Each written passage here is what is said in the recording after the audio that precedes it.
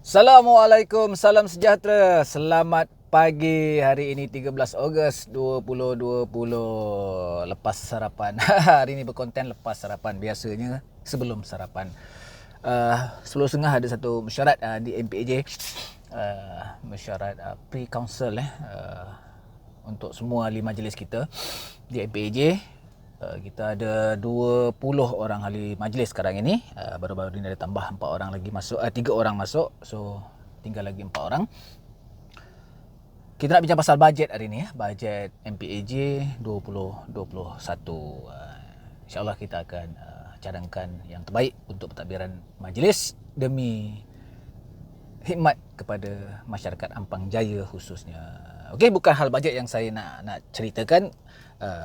InsyaAllah akan ada satu sesi lain berkaitan dengan bajet MPAJ ini. Cuma masih panas lagi berkaitan dengan penjaja-penjaja tepi jalan. Seperti yang saya komen semalam berkaitan dengan kesan sampingan viralnya video Abang Burger ni. Iaitu apa yang saya jangkakan berlaku apabila MBSA menjalankan penguatkuasaan secara menyeluruh ke atas semua penjaja-penjaja, peniaga-peniaga kecil di tepi jalan. Malahan apa sahaja bentuk kesalahan telah diambil tindakan lah, terutamanya di lokasi berlaku kejadian viral itu. Kasihan mereka, ya. Boleh nampak di posting hantaran-hantaran Facebook, kekesalan peniaga-peniaga, penjaja-penjaja yang telah diambil tindakan tegas. Contoh dia, ada satu peniaga makanan yang berkonsepkan kabin. Dia kawasan Kilang. Okey, tapi tak tahulah berapa lama dia berniaga letakkan kabin di tepi jalan. Jadi tempat dine in atau tempat makan lah, ya. Agak special, unik lah konsep perniagaan dia. Mungkin sekian lama tak ada diganggu oleh pihak majlis, dan saya percaya majlis MBSA menggunakan budi bicara atas faktor tiada gangguan dari segi kata parking ke, okey, kacau ganggu ke, bising ke. Jadi mungkin MBSA bersifat bukan tutup mata sebenarnya. Mereka terbuka mata, tapi mereka budi bicara. Okey, biarkan penjaja-penjaja ni berniaga di tepi jalan. Tapi apabila berlakunya viral yang begini, okey, yang dicetuskan oleh Abang Asri Janggut ini, memaksa MBSA, saya percaya, untuk menarik semula budi bicara mereka itu. So kesan dia kepada peniaga-peniaga lain sekarang ni, okey, tak kisahlah ada berteori ini sifat balas dendam MBSA dan sebagainya. Tak ada isu balas dendam, okey. MBSA jalankan tanggungjawab dia. Alright.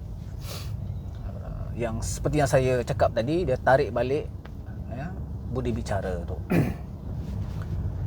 Maka disusulilah sehari dua ini dengan saya ada nampak beberapa posting, okey, yang secara terus oleh owner page ataupun melalui perkongsian-perkongsian di Facebook dan juga di WhatsApp group.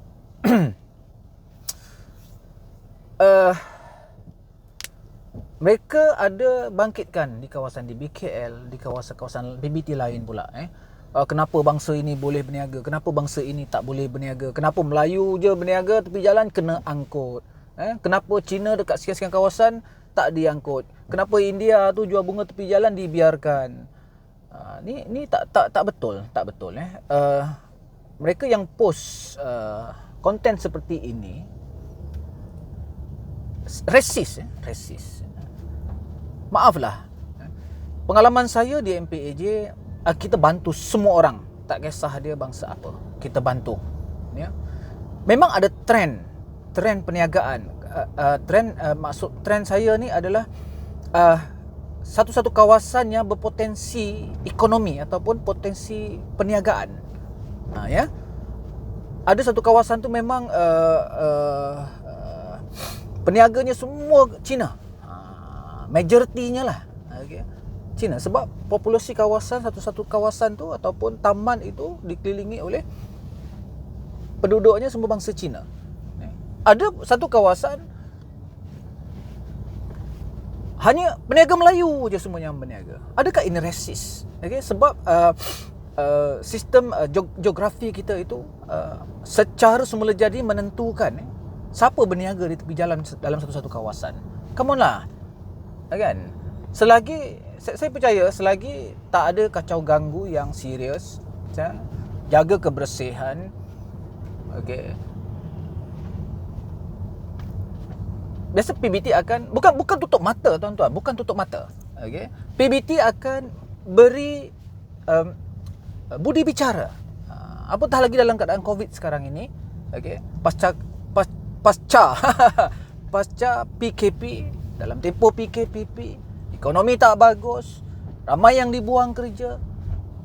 Saya dapat lihat khususnya di Ampang Jaya ini, penjaja-penjaja di tepi jalan ni tumbuh macam cendawan. Tumbuh macam cendawan. Cumanya kita di MPAJ kita uruskan mereka. Okey, kita nasihat, ini tempat tak sesuai. Boleh tak you pindah sebelah sana? Dan kami percaya tempat ni pun boleh berniaga. Dan kebanyakan peniaga di Ampang Jaya ni akur dan patuh. Tak kisah bangsa apa pun.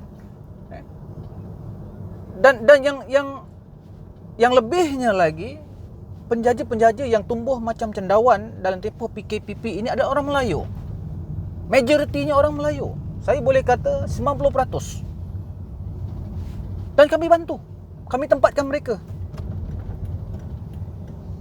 Apa masalah dengan bangsa? Ya, betul. Betul.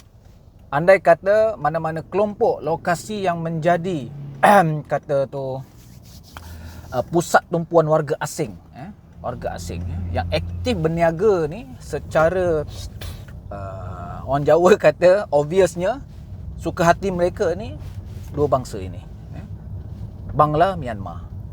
Mereka ni suka langgar semacam aja. Memang saya akui. Tapi apabila kita sebut pasal Myanmar, pasal pelarian, dia ada kaitan dengan hal-hal isu-isu nasional, isu-isu antarabangsa. Bukan hal mudah untuk diuruskan. Ya, komplain memang boleh komplain. Kita tak nafikan hak siapa-siapa untuk komplain. Kita tak nafikan hak siapa-siapa mengadu kepada mana-mana pihak. Okay. Tapi hakikat pentadbiran dan juga sistem sosial kita ini yang kita kena terima.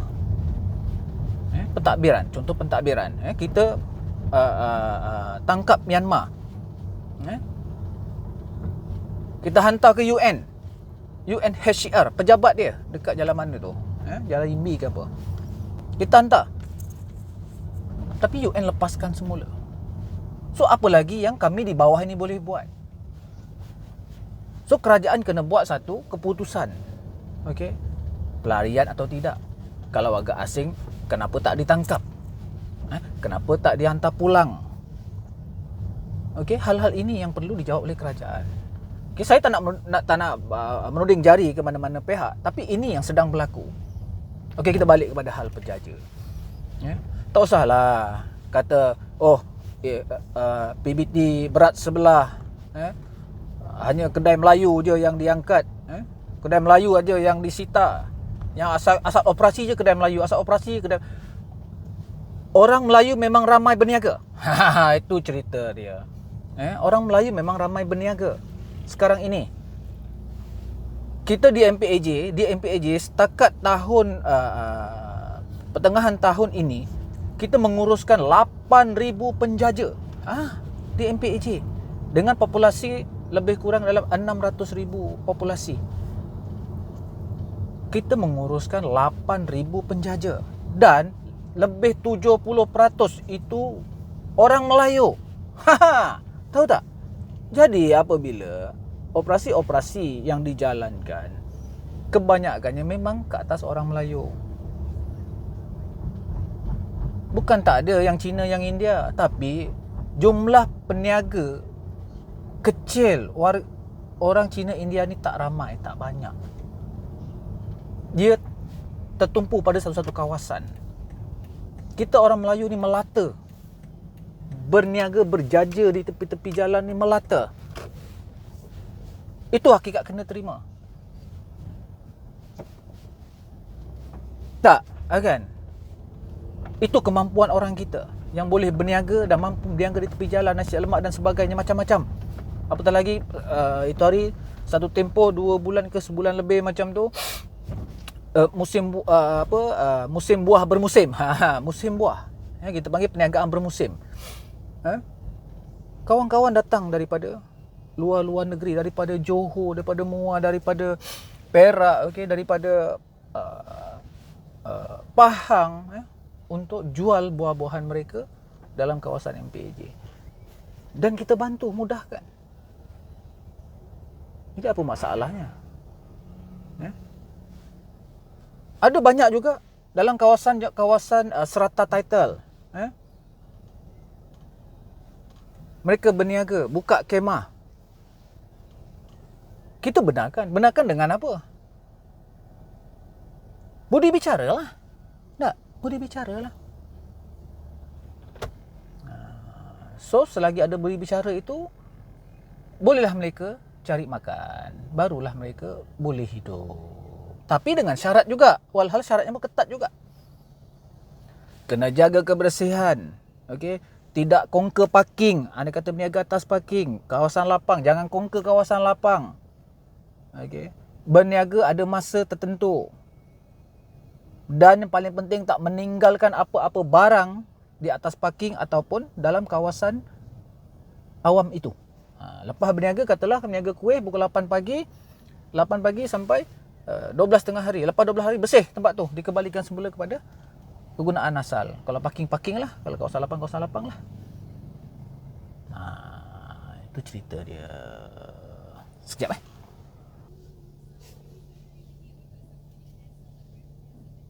Cukuplah. Jangan keruhkan lagi keadaan. Jangan ditaburkan garam kepada luka yang dah sedia ada.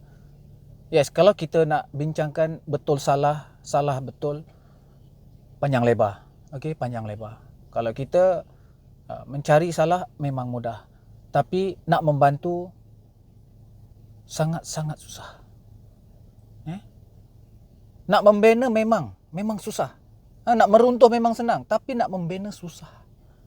Membina mungkin 3, 4, 5 tahun, tapi nak meruntuh mungkin setengah jam je. Kasihani penjaja kecil ini. Kasihani mereka. Kamu nak popular, cari benda lain.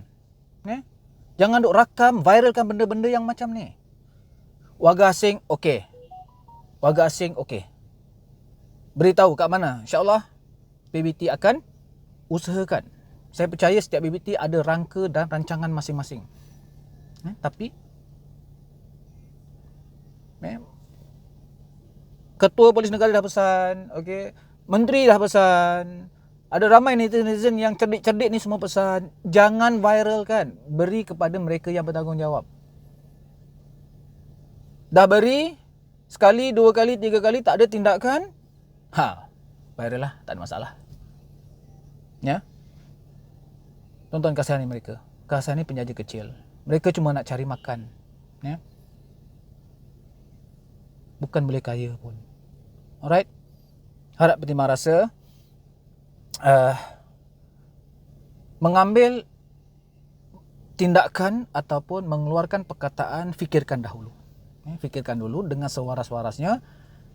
Kalau tak ada ilmu, belajarlah.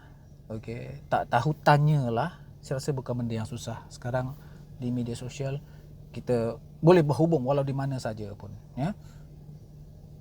Ada apa-apa boleh PM saya di Facebook.